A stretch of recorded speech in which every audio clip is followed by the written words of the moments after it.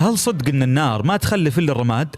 النار ممكن تخلف بركان او حريق ما لا نهايه، بس وش طاري هالمثل؟ اكيد إن له قصه، وهي باختصار كان في رجال كريم دايم يساعد اللي حوله، وصاروا يشبهونه بالنار من زود عطاه.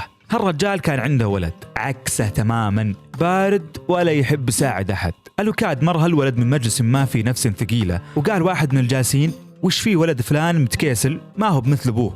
رد عليه واحد من اخوياه: خل عنك، النار ما تخلف الا رماد. ومن وقتها اصبح دارج هالمثل. وحنا في كثيب نحب نبحث خلف الحقيقه، بدينا نبحث في الكتب، في المعاجم، كتاب الامثال، مجمع الامثال، جمهره الامثال، لكن الصدق ما لقيناه.